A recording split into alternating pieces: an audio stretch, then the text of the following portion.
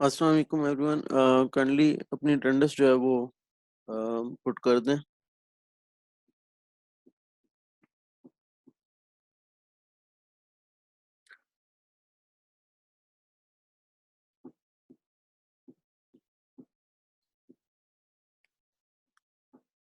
Attendance अपनी लगा दें। जी। बाकी लोगों को भी नज़र आ रही होगी तो साथ साथ वो भी लगाना शुरू कर देंगे।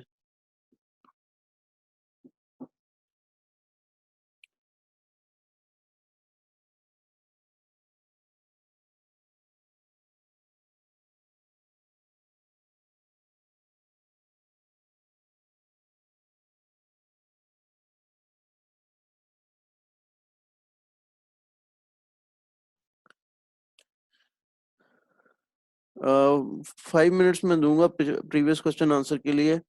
क्योंकि जूम के ऊपर टाइम लिमिट है तो कोशिश ये होगी कि जो 30 मिनट्स का लेक्चर मैंने देना होता है और 10 मिनट्स क्वेश्चन आंसर सेशन जो कि यूजुअली ना स्टार्टिंग में होते हैं ना आपके एंड पे होते हैं, तो वो अगर एक ही 40 मिनट का स्मूथ सेशन मैं भी अपलोड किया करूँ तो बेहतर होगा। हम मैंने आईडी तो चेंज कर ली थी, सीआर ने मशवरा दिया था कि एयू की आईडी से अगर मैं आ जाऊँ तो ये ड्यूरेशन जो है वो जूम मीटिंग की बड़ी हो जाती है, लेकिन वो हो नहीं पाई। शुरू में तो हुई है लेकिन उसके बाद दोबारा लिमिट लग गई है। तो 5 मिनट्स स्टार्टिंग में क्वेश्चन आंसर के अगर नहीं आते, अगर आ जाते तो 10 मिनट एक्सटेंड कर देंगे उसको, फिर 30 मिनट लेक्चर बीच में और फिर 10 मिनट एंड पे अगर वो भी क्वेश्चन आंसर आ जाते हैं। तो अगर नहीं आते तो 5 मिनट्स बोथ साइड्स पर। तो ये हम रखते हैं।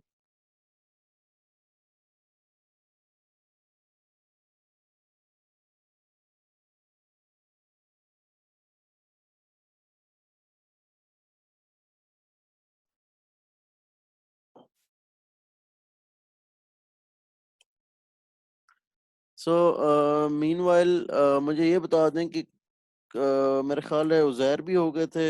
जो लोग हो गए थे इस वीक में 1-to-1 सेशंस में, तो वो अगर मुझे रेज़ हैंड कर दें ताकि मैं बाकी एलिमिनेट करके बाकी 2 को बुला लूँ। उज़ैर हो गए थे, शहरोज़ हो गए थे और तो हसन पीछे बच गए, हसन है। हसन काइंडली रेज़ हैंड कर दें। और फीमेल में कौन-कौन हो गया था? Uzair you can lower your hand now. Hasan आ गए? हसन हसन आपका अगर कोई इश्यू नहीं है तो आप काइंडली हमें जॉइन कर लें।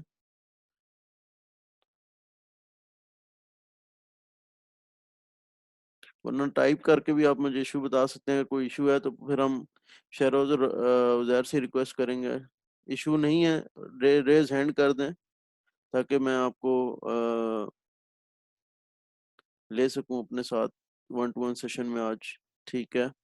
फीमेल साइड से ठीक है, उज़ैर हसन आ गए हमारे साथ हैं। फीमेल साइड से कौन-कौन हो गया था? आयशा, लाइबा, लीज़ा में से कौन-कौन हो गया था? मेरे ख्याल से आयशा और लीज़ा हो गई थी। ये आई हैं कि नहीं आई हैं अभी तक? आयशा आप नहीं हुई हैं? ठीक है। या हो गई थी? आयशा मेरे ख्याल है कह रही हैं कि वो हो गई थी। कौन रह गया था? लाइबा रह गई थी? लाइबा भी आई हुई है, लीज़ा भी आई हुई है। लीज़ा रह गई थी। तो चलें आज के सेशन बस 2 मिनट बाद हम स्टार्ट करते हैं। कोई क्वेश्चन वगैरह तो मेरा नहीं ख्याल है इन लोगों के हैं। तो आज हम हसन और लीज़ा के साथ आज के सेशन करेंगे। प्रॉपर्टीज ही हम कर रहे थे। ठीक है। तो हमारा गैप आ जाता है थोड़ा सा। गैप तो नहीं, खैर कल हम लोगों ने, आप क्लास तो कल हुई है हमारे साथ, तो प्रॉपर्टीज हम लोग कर रहे थे। इससे पहले आज की जो प्रॉपर्टीज है, 3 प्रॉपर्टीज मजीद हमने करनी है। वो हम लोग करके ओवरऑल प्रॉपर्टीज तो हम खत्म कर लेंगे। लेकिन ये है कि 2 मोटी-मोटी प्रॉपर्टीज़ उनको उन्होंने अलहदा ही टॉपिक बना लिया है। असल में ये समझ लें कि ये सारी प्रॉपर्टीज़ पहले भी क्योंकि फॉरियर सीरीज़ में पढ़ी हैं इस तरह की तकरीबन-तकरीबन। तो उन्होंने इनको प्रॉपर्टीज़ को एक ही हेडिंग के अंदर डाल दिया है। और बाकी जो है वो जो 2 मोटी प्रॉपर्टीज़ हैं अभी से पहले नहीं आई थी, वो जो है उन्होंने अलहदा टॉपिक के तौर पर रखा है। ठीक है? तो हम स्टार्ट करते हैं, मैं आपको अनम्यूट करता हूँ।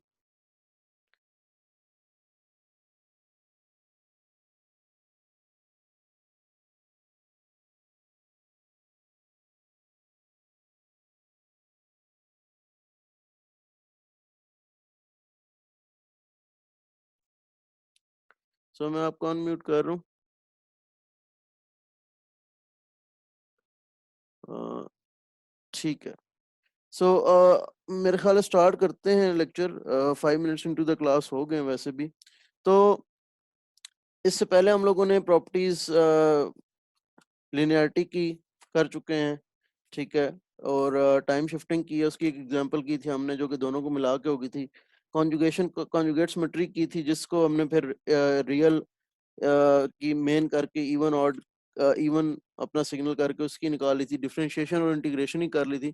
आज हमारी पहली प्रॉपर्टी है जिसका कोई एग्जांपल नहीं है, सिंपल प्रॉपर्टी ही है, और टाइम एंड फ्रीक्वेंसी स्केलिंग।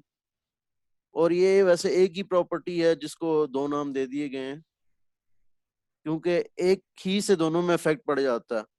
तो इसमें ये कहा गया कि if we have a Fourier transform pair, क्योंकि हमें पता है कि ये पेयर की फॉर्म में एग्जिस्ट करते हैं। एक्स ऑफ टी अगर एक सिग्नल है तो उसका एनालिसिस में एक्स ऑफ जे ओमेगा आ रहा है, तो एक्स ऑफ जे ओमेगा को यूज करके सिंथेसिस इक्वेशन में एक्स ऑफ टी वापस रिकवर किया जा सकता है। तो अगर हम स्केल कर देते हैं टाइम डोमेन में तो फ्रीक्वेंसी डोमेन में उसका जो इफेक्ट पड़ता है वो कुछ इस तरह से है, X of J omega by A. अब ये ए हमारे पास ग्रेटर देन 1 भी हो सकता है मॉडुलस ऑफ ए, या लेस देन 1 भी हो सकता है।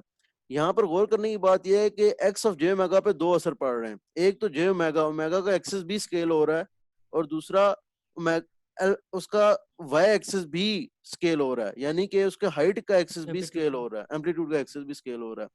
तो एम्पलीट्यूड का एक्सिस तो दोनों केसेस में जो स्केलिंग है वो नेगेटिव स्केलिंग नहीं है, पॉजिटिव स्केलिंग ही है, ठीक है ना। चाहे यहाँ पर अल्फा नेगेटिव आता है पॉजिटिव आता है, स्केलिंग सिर्फ पॉजिटिव ही है, ठीक है ना। हाँ, वो 0 से अल्फा बिटवीन 1 है या ग्रेटर 1 है वो अलग बात है, ठीक है ना, वो एक अलग चीज है, ठीक है।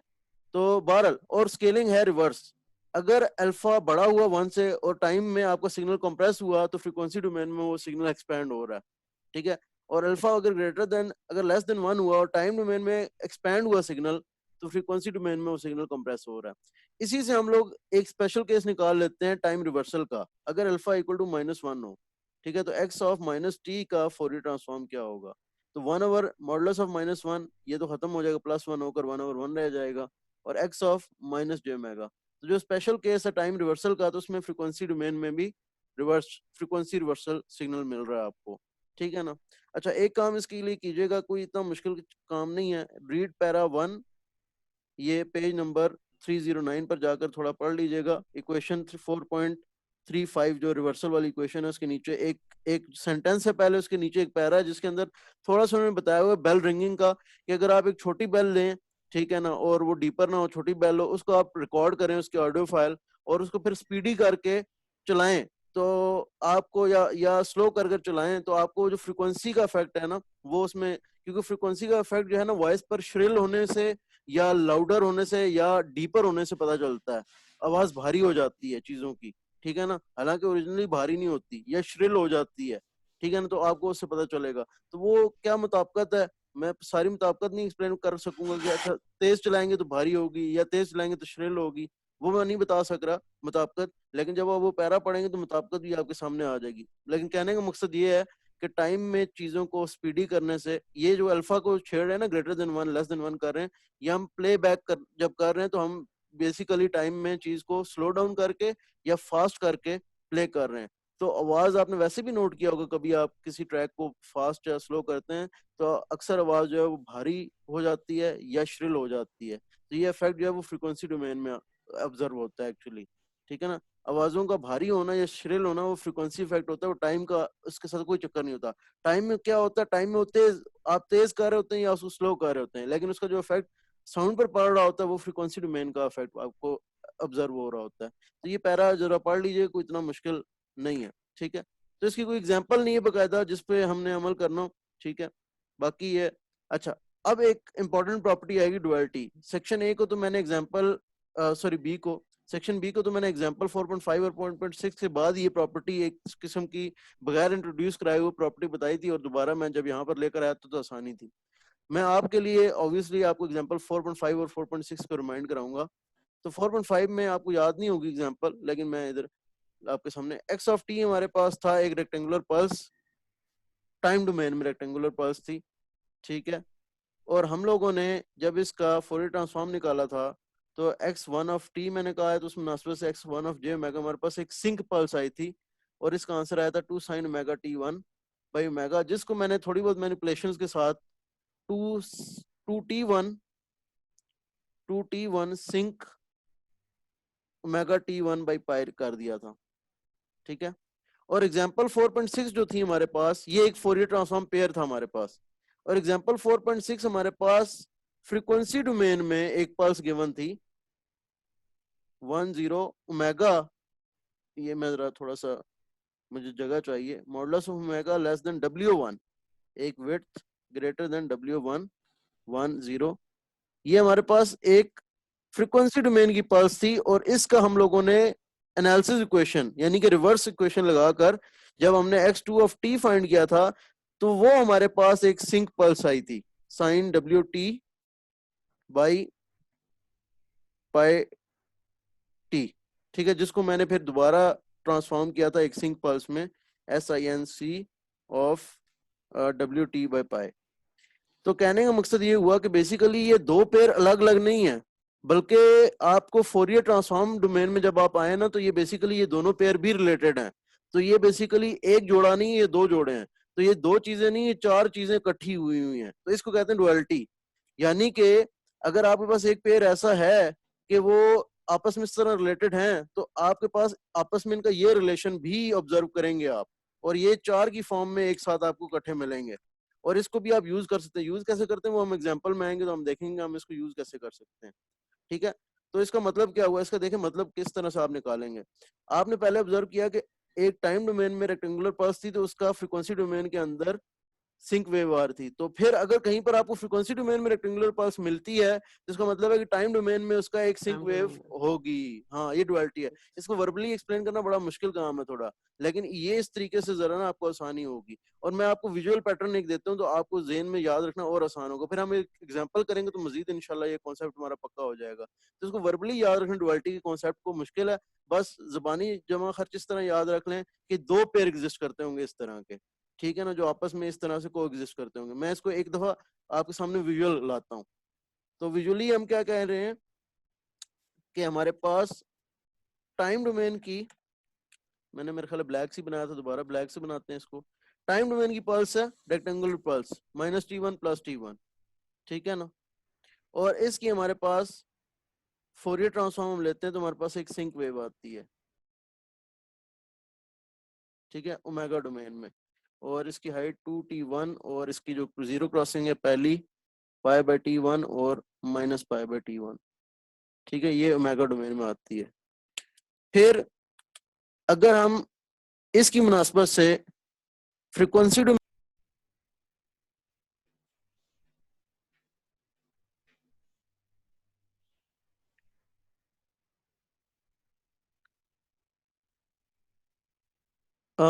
ये शायद थोड़ा जूम के साथ प्रॉब्लम आया, स्टैंड बाई करें थोड़ा सा, हम लोग थोड़ी देर में इसको अपने नॉर्मल रिज्यूम करते हैं इसको। ठीक है, हसन भी उधर ही है, लीजा भी उधर ही है, ठीक है। मेरे ख्याल है बाकी लोग भी सारे आ चुके हैं। लेट मी वेरीफाई कि अगर ये फाइल चैट में सारों की अटेंडेंस सेव है, आई होप, वरना सबको लगानी पड़ेगी दोबारा से।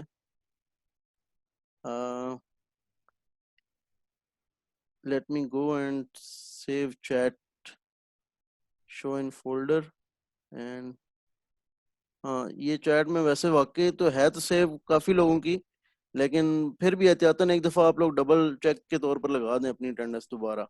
है तो सही है, सेव तो है, काफ़ी लोगों की है सेव, ठीक है, तो एक दफ़ा अटेंडेंस लगा दें दोबारा।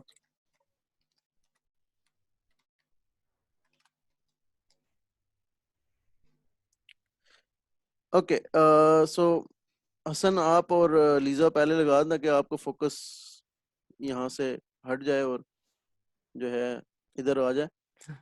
तो लगा दिए, चलें ठीक है। सो हम ये बात कर रहे थे कि एक पेयर तो ये है, ठीक है, और इसकी इसी तरह का एक पेयर और एग्जिस्ट करेगा। तो हम फ्रीक्वेंसी डोमेन में जो है वो एक वेव ले रहे हैं, रेक्टेंगुलर पल्स ले रहे हैं, ठीक है, फ्रीक्वेंसी डोमेन में हाइट दोनों की 1 है, ठीक है, तो इसका टाइम डोमेन के अंदर एक इनवर्स सिंक वेव आएगी हमारे पास।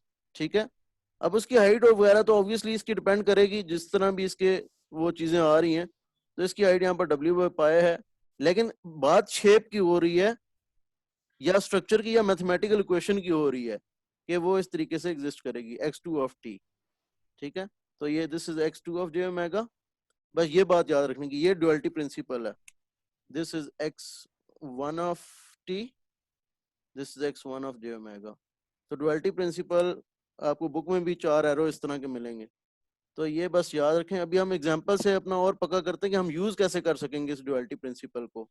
इस ड्युअलिटी प्रिंसिपल को मैं इस फिगर पे भी आपको बताऊंगा कि आप यूज कैसे कर सकेंगे।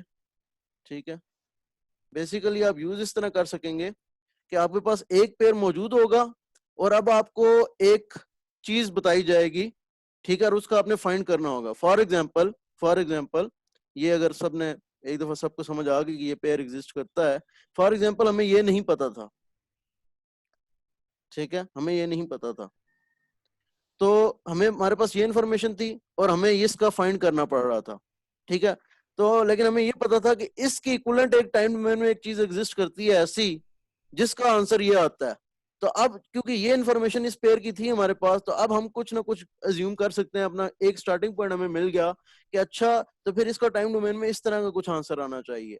बस ये एक एक्स्ट्रा इन्फॉर्मेशन हमारे पास होती है जिसकी वजह से हम यहाँ पर आ सकते हैं। तो एक फोरियर ट्रांसफॉर्म पेयर की हमारे पास इन्फॉर्मेशन मौजूद होनी चाहिए। इसी बिना पर हम एक एग्जांपल करते हैं, उसके एंड पर मेरे आपका शायद एक नेचुरल क्वेश्चन जनरेट हो, क्योंकि दूसरे सेक्शन में से एक स्टूडेंट का नेचुरल क्वेश्चन जनरेट हुआ था, वो हुआ तो मैं उस क्वेश्चन को आंसर कर दूंगा, वो क्वेश्चन जनरेट ना हुआ तो मैं अपनी तरफ से आपको क्वेश्चन बताकर उसका करवा दूंगा आपको। ठीक है, बता दूंगा। तो हम एग्जांपल 4.13 की तरफ चलते हैं और इस ड्युअलिटी प्रिंसिपल को यूज करते हुए एक्चुअली हम इसको देखते हैं कि अभी शायद आपके जहन में ये भी ना आ रहा हो कि ये हम यूज कहाँ करेंगे। तो देखें, हम लोगों ने एग्जांपल 4.13 है, हमने g of j omega find करना है for a given g of t equal to 2 और 1 plus T square using a duality principle. ठीक है ना, हमने अब एक तो तरीका ये है ना, जो हमें पता है कि इसको सिंथेसिस इक्वेशन में डालें, सॉरी एनालिसिस इक्वेशन में डालें, वो x ऑफ j ओमेगा या g ऑफ j ओमेगा वाली इक्वेशन में डालें, integral minus infinity two plus infinity 2 over 1 plus T square, ठीक है, exponential minus j omega t D T, इसमें डालें हम, तो ये फोरियर ट्रांसफॉर्म की इक्वेशन होती है, इसमें डालें हम और फाइंड कर लें। ठीक है, डायरेक्ट ही। ठीक है, लेकिन डुअलिटी प्रिंसिपल की यहाँ पर हमें बता दिया गया कि आपने डुअलिटी प्रिंसिपल यूज करना है। एक तो आपके जहन में यहाँ से आना चाहिए डुअलिटी प्रिंसिपल आपको कैसे पता चलेगा यूज करना है नहीं करना, लेकिन नॉर्मली ये जो है ना इंटीग्रेशन कभी कभार आसान नहीं होती करना। 2 और 1 प्लस टी स्क्वायर की integration with respect to T और exponential minus j omega T, ये कैसे करेंगे? ठीक है ना, तो ये फिर यहाँ पर ये बात आती है कि डुअलिटी प्रिंसिपल आसान होता है। डुअलिटी प्रिंसिपल के लिए आपको 2 और 1 प्लस टी स्क्वायर का पेयर कहीं चाहिए होगा, लेकिन चाहिए होगा आपको फ्रीक्वेंसी डोमेन में, क्योंकि ये खुद टाइम डोमेन का है। ठीक है, तो याद करें, आपको शायद अभी याद ना है, लेकिन आपके सामने फिर इस केस के अंदर आपके पास सामने एक चार्ट होना चाहिए, जो कि मैंने आपको बताया कि आपको एक टेबल गिवन होगा जिसके अंदर फोरियर ट्रांसफॉर्म पेयर्स भी होते हैं। ठीक है, आपके पास एक प्रॉपर्टी का टेबल है, प्रॉपर्टी के साथ ही इस चैप्टर 4 में वो मैं टेबल का जिक्र भी साथ ही कर दूं आपको, ताकि आसानी रहे, बाद में आपको इश्यू ना हो। हाँ, मेरे पास ये देखें जी, आज तो साथ ही निकला है डायरेक्ट ही। 328 और page number 329 Fourier transform pair भी गिवन है। ठीक है, साथ ही एक टेबल है प्रॉपर्टीज का पूरा। ठीक है, 328 प्रॉपर्टीज का पूरा टेबल है और 329 ये दोनों पेयर्स भी गिवन है प्रॉपर्टी के, ये कौन सा पेयर है कौन सा पेयर है। ठीक है, इसमें वो जो पेयर है वो भी मुझे नजर आ रहा है, नहीं वो वाला पेयर मुझे एग्जैक्ट नजर नहीं आ रहा, उस हाँ वो वाला पेयर इसमें नजर नहीं आ रहा, लेकिन ठीक है, हम लोगों ने क्योंकि एग्जांपल की हुई है वो, खैर। तो हमें चाहिए इस तरह की फॉर्म हमें फ्रीक्वेंसी में चाहिए और उसका पूरा पेयर हमें चाहिए। ठीक है ना, तो 2 ओवर 1 प्लस ओमेगा स्क्वायर अगर हमें कहीं से मिल जाए ना, तो हमारे लिए बड़ी आसानी हो जाए। तो अगर आप एग्जांपल 4.2 को याद करें, तो उसमें हमारे पास था e minus A modulus of T का फोरियर ट्रांसफॉर्म आता है 2a over a square plus omega square. अब अगर मैं a की वैल्यू को एक खास वैल्यू पुट करूं, तो मेरे पास ये 2 ओवर 1 प्लस ओमेगा स्क्वायर की इक्वल आ जाएगा। वो खास वैल्यू क्या है? वो ए को मैं 1 पुट कर दूं। यहाँ पर बुक ने मिस्टेक की है, इस बात को लाजमी नोट कर लें।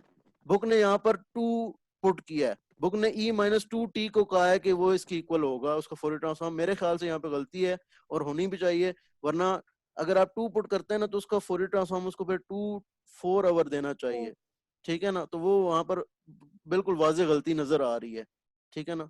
तो ये यहाँ पर इस चीज को नोट कर लें आप, ठीक है ना। अब ये फोरियर ट्रांसफॉर्म आ गया, लेकिन ये अभी इसका फोरियर ट्रांसफॉर्म इसका तो नहीं मिला अभी भी हमें। हमें सिर्फ एक पेयर मिला है जो कि इसका फ्रीक्वेंसी डोमेन में इसकी इक्विवेलेंट है, ठीक है ना। अब इसको यूज कैसे करना है? अब देखिए यूज ऐसे करेंगे कि जब ये फोरियर ट्रांसफॉर्म निकल आया ना, तो अब आप ऐसा काम करें कि आप ऐसी सिचुएशन लाने की कोशिश करें, इनको यूज करते हुए आपने ऐसी इक्वेशन लाने की कोशिश करनी है। 2/1 + t², जो मैंने अभी थोड़ी देर पहले लिखी थी, e माइनस जे ओमेगा टी dt। आपने ये क्वेश्चन लानी है, लेकिन यूज स्टार्टिंग पॉइंट कहां से लेना है? स्टार्टिंग पॉइंट इन दोनों को लेना है। इन दोनों को फिर स्टार्टिंग पॉइंट कैसे लेंगे वो मैं बताता हूँ आपको। वो आप ऐसे लेंगे कि अगर ये दोनों फोरियर ट्रांसफॉर्म है तो इनके बीच में ये इक्वेशन कि x ऑफ t इक्वल होता है integral minus infinity to plus infinity 1/2 pi x of j omega e plus j omega t d omega exist करती होगी। तो इस केस में आपका x ऑफ t क्या है? e minus T modulus of t, और x ऑफ j ओमेगा क्या है? 2/1 + ओमेगा स्क्वायर। ये एग्जिस्ट करती होगी इन दोनों के दरमियान में, ठीक है। तो आप क्या करेंगे? अब आप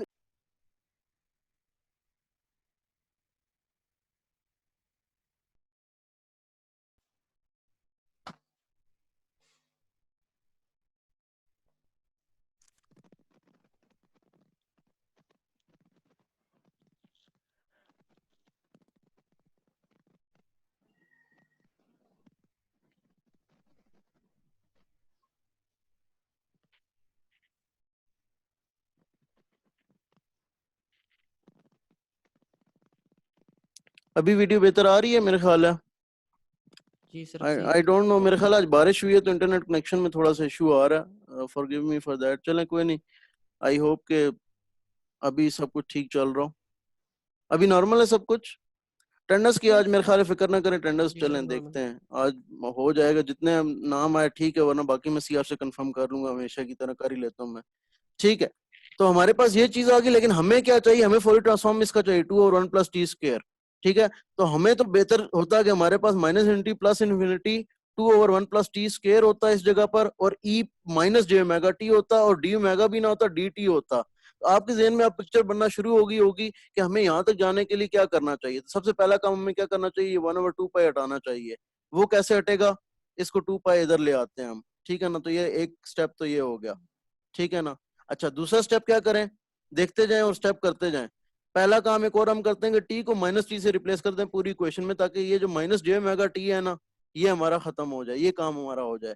जब हम टी को माइनस टी से रिप्लेस करेंगे तो आप देखेंगे 2 pi E minus modulus of minus T, कोई फर्क नहीं पड़ेगा।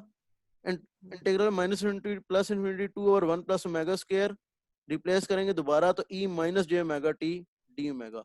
फाइनल स्टेप के तौर पर आप ओमेगा और टी को भी आपस में रिप्लेस कर दें, ठीक है। तो 2 pi E minus modulus of omega, ठीक है, integral minus infinity to plus infinity 2/1 + t², exponential minus J omega और टी को आपस में यहाँ पर रिप्लेस करने से कोई फर्क नहीं पड़ेगा, D T. Now this right hand side is what?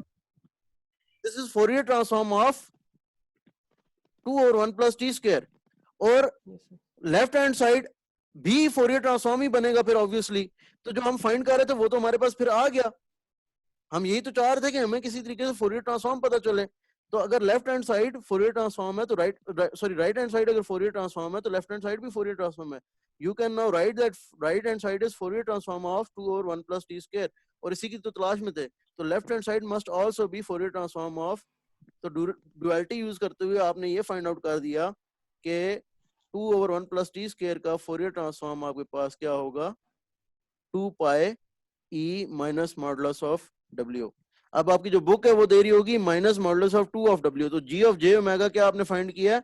2 pi exponential minus modulus of W. तो डुअलिटी समझ आ गई कैसे यूज करना है? वो जो पेयर है ना, उस पेयर को उस सिंथेसिस इक्वेशन में लिख कर और फिर ऐसी मैनिपुलेशन करनी है ताकि वो उस तरह से आ जाए।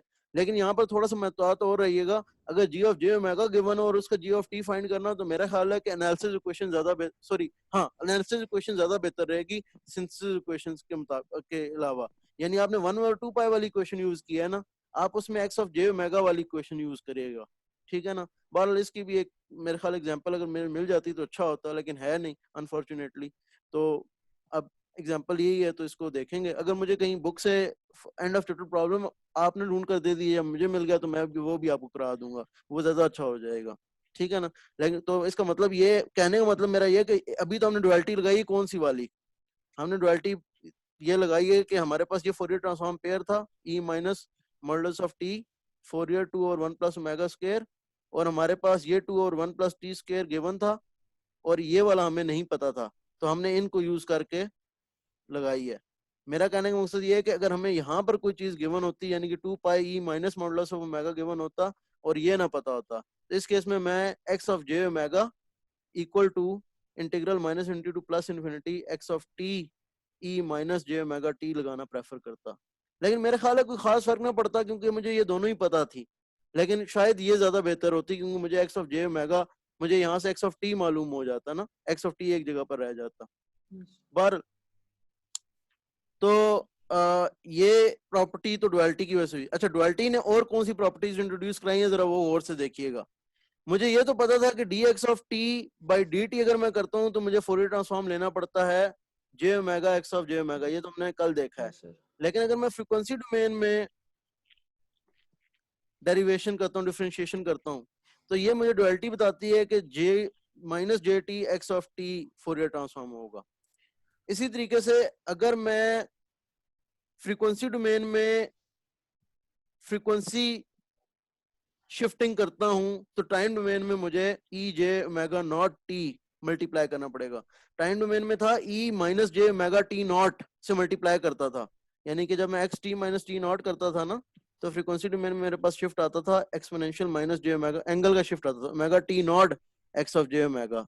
तो फ्रीक्वेंसी डोमेन में, और ये परेशान नहीं होना कितनी ज्यादा प्रॉपर्टीज हैं, क्योंकि ये अगर आपका पेपर ऑन कैंपस भी होता ना, तो आपको पूरा प्रॉपर्टीज का टेबल दिया जाता है, आपको सिर्फ यूज करना कैसे होते पता होना चाहिए। परेशान नहीं होना इतनी प्रॉपर्टीज देखकर कि ये प्रॉपर्टीज हैं याद करनी पड़ेंगी, नहीं बिल्कुल नहीं।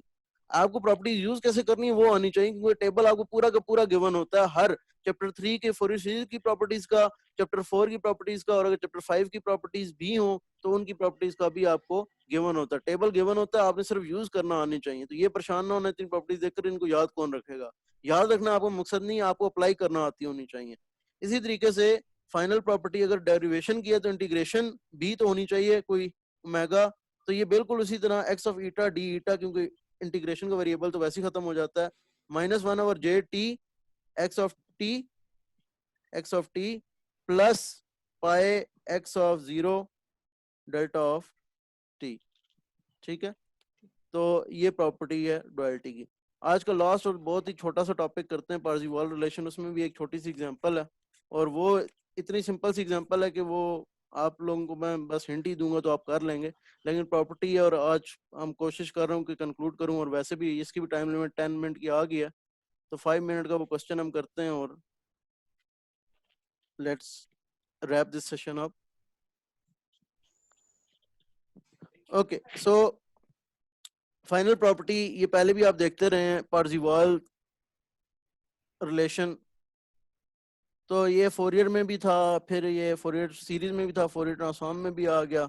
पार्शिवल रिलेशन होता है एनर्जी का रिलेशन, कि एनर्जी आप टाइम डोमेन में लें सिग्नल की, एब्सोल्यूट करके सिग्नल की वैल्यू को स्केयर करके, वो इक्वल है कि अगर आप फ्रीक्वेंसी डोमेन में जो फ्रीक्वेंसी का फोरियर ट्रांसफॉर्म है उसकी ले लें। ये फायदा कहाँ देता है, ये फायदा ये देता है कि अक्सर जो है आपका जो टाइम डोमेन का सिग्नल होता है वो इनडेफिनेट टाइम पर फैला होता है, ठीक है ना, उसकी रेंज बहुत ज्यादा होती है, ठीक है, इनफाइनाइट फैला होता है। लेकिन फ्रीक्वेंसी डोमेन में जो है ठीक है, नहीं मैंने देख लिया है, इंटरनेट इशू है, वैसे मैं बता पूछता हूँ सीआर से कि अगर किसी का वाकई हो तो वो बता देता था मुझे, तो ये सीआर को चीजें बताया करें, हो जाता होता है हल ये मसला। बहरहाल, तो अगर आपका कोई सिग्नल टाइम डोमेन में फैला होता है तो अक्सर उसका फोरियर डोमेन में रिस्ट्रिक्टिव सा फ्रीक्वेंसी एनालिसिस उसका आता है, तो उसमें हम लोग उसको इंटीग्रेशन लेकर उसका आसान होता है एनर्जी फाइंड करना। तो पारसीवाल रिलेशन से ये एग्जांपल 4.14 की हम एनर्जी फाइंड करने की कोशिश करते हैं। हमारे पास एक बड़ा सिंपल सी वेव फॉर्म गिवन है एक्स ऑफ जे ओमेगा की, और उसकी -1 -0.5 0.5 और 1, ठीक है। और ये मेगा एक्सिस है, X of J omega given है, इसकी दो हाइट्स हैं। ये वाली हाइट गिवन है अंडर रूट पाए, और जो ये छोटी हाइट है ये गिवन है अंडर रूट पाए बाई 2, ठीक है ना। अब हम लोगों ने ये ऑब्वियसली एनर्जी फाइंड करनी है ई, ठीक है। और क्योंकि ये फ्रिक्वेंसी का सिग्नल है तो हमें फ्रिक्वेंसी डोमेन में ही जाना है। हालांकि हमें गिवन ये है कि हमने फाइंड करना है integral -minus infinity to +plus infinity x of t modulus square d t, लेकिन हमें पारसीवाल रिलेशन अभी भी पड़ा है और हमें पता है कि 1/2 pi integral -minus infinity to +plus infinity x of J omega modulus square d omega भी सेम ही चीज है। तो ओमेगा डोमेन में जब हम लेंगे तो यहाँ पर तीन टुकड़े मैं करूंगा, -1 से -0.5, -0.5 से 0.5 एक एम्पलीट्यूड है, और 0.5 से 1 एक अलग एम्पलीट्यूड है, ठीक है ना। तो -0.5 से सॉरी -1 से -0.5 और 1/2 पाई ये अलहदा मैं सबके सामने अलहदा से मल्टीप्लाई बाहर निकाल लूंगा, ठीक है। इंटीग्रल -0.5 से सॉरी -1 से -0.5 क्या हाइट है इसकी, अंडर रूट पाए का स्क्वायर में करूंगा तो क्या आ जाएगा, पाए रह जाएगा, ठीक है ना। D omega plus integral of -0.5 to +0.5 है अंडर रूट पाए बाई 2, इसका होल स्क्वायर करूंगा तो क्या हो जाएगा, पाए बाई 4 डी ओमेगा। और फाइनल जो पोर्शन है 0.5 टू 1 वो भी पाए अंडर रूट पाए का स्क्वायर होगा तो पाए रह जाएगा डी ओमेगा, ठीक है। तो मैं इन सबको मिटाता हूँ क्योंकि मेरे पास सारी चीजें आ चुकी हैं और मैथमेटिकल मैनिपुलेशन रह गई है।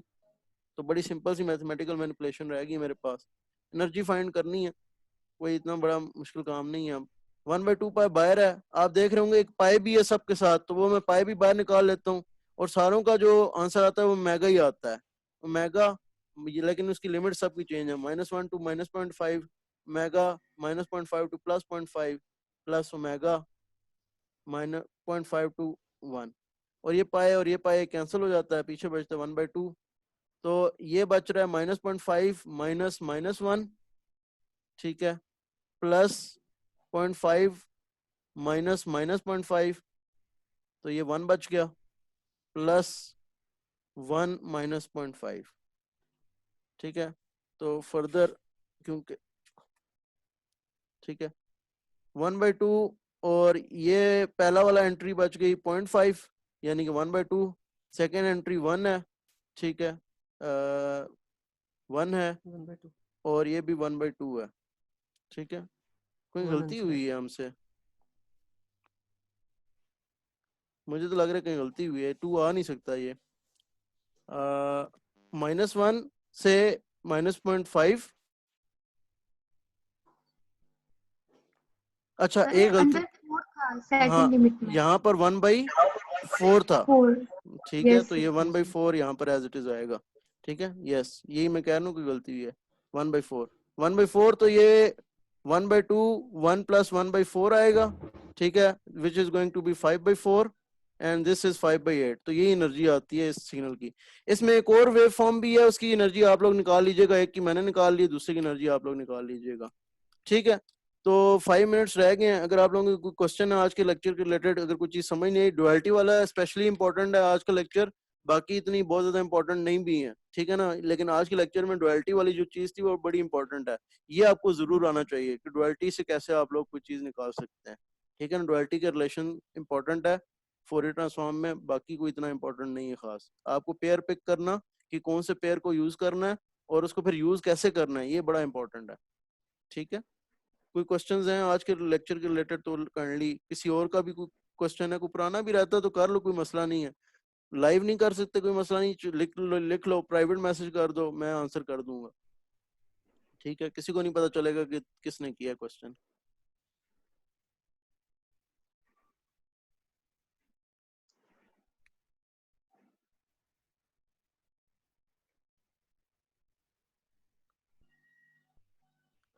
बाकी क्विज का आपको पता चल गया होगा। Uzair Uzair as a question, Uzair कर लें, कोई मसला नहीं है, आपको हमारे पास टाइम है। जी उजैर। सर ये पार्सेवल दोबारा से एक बार समझा देंगे, इसका ओवरव्यू दोबारा से एक बार दे दीजिए। पार्सिवल रिलेशन एग्जांपल को दोबारा से समझाना है या रिलेशन की बात कर रहे हो? रिलेशन समझा दें सर। रिलेशन कोई चीज नहीं है, देखो रिलेशन, ये देखो minus infinity two plus infinity, ये क्या होता है? ये एनर्जी होती है, एब्सोल्यूट स्क्वायर dt, ये एनर्जी होती है सिग्नल की। पूरा सिग्नल जहां जहां यस जो सर। भी एग्जिस्ट करता है, जो भी लिमिट है, जैसा भी अजीब सा सिग्नल है, उसकी आपने मैथमेटिकल वेव फॉर्म ली, ठीक है ना, उसकी मैथमेटिकल वेव फॉर्म का जो है आपने एब्सोल्यूट स्क्वायर लिया और उसका जो है ना इंटीग्रल यस लगा के लिमिट्स लगा दी। पार्सिवल ने ये कहा है कि ये दोनों एनर्जी अगर आप ये एब्सोल्यूट स्क्वायर लें तो ये बेसिकली दोनों इक्वल हैं। तो हमसे मांगी गई थी सिग्नल की एनर्जी, तो ये जो एनर्जी का रिलेशन है ये है टाइम डोमेन में, और ये जो एनर्जी का रिलेशन है ये है फ्रीक्वेंसी डोमेन में। बस इतनी सी बात है। तो हमसे मांगी गई थी सिग्नल की एनर्जी, हमारे पास मौजूद था एक्स ऑफ जे ओमेगा। ठीक है, अक्सर ये होता है कि जो सिग्नल होता है वो टाइम डोमेन के अंदर वो बाउंडेड नहीं होता, ठीक है ना, वो अनबाउंडेड होता है। टाइम डोमेन की बात कर लें कि यानी कि अनएक्सटेंडेबल होता है, हमें नजर ही मतलब ताहद निगाह हम जहाँ निगाह डालते हैं अभी वो नजर ही आ रहा होता है कि अभी खत्म नहीं हुआ। और अक्सर उसका जो फोरियर डोमेन है, जिस तरह सिंक वेव ले लो, अब सिंक वेव है, ठीक है ना, टाइम डोमेन में अगर सिंक वेव हो तो वो पता नहीं चलती कहाँ खत्म होगी, खत्म ही नहीं होती, जा ही रही है, जा ही रही है। लेकिन फ्रिक्वेंसी डोमेन में उसका सिर्फ और सिर्फ एक रेक्टेंगुलर पल्स मिलती है, खत्म हो चुकी है। तो एनर्जी उसकी फ्रिक्वेंसी डोमेन में आसान है निकालना, जबकि टाइम डोमेन में वो सिंक वेव है, उसकी फ्रिक्वेंसी उसकी वो निकालना, उसकी एनर्जी अजाब हो जाएगा, हालांकि एनर्जी है लिमिटेड एक्चुअल। तो ये बात की गई पार्सिवल, ठीक है ना, तो आप उसमें आसान में निकाल लो, ठीक है। तो ये बात है, पार्सिवल रिलेशन इस हिसाब से आपको आसानी मिलेगी। और कोई क्वेश्चन?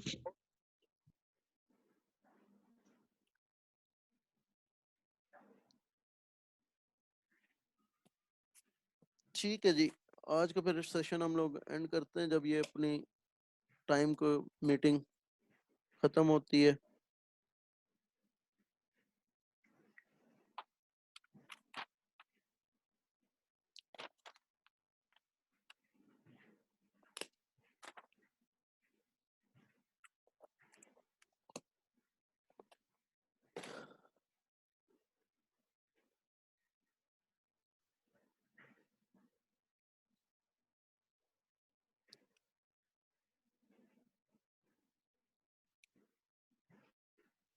ठीक है, मेरे ख्याल अगर क्वेश्चन नहीं है तो मैं खुद ही मीटिंग एंड कर देता हूँ, बिकॉज इट्स नो यूज कि हम लोग यहाँ पर ठहरे रहें। ठीक है, ओके, अल्लाह हाफिज़।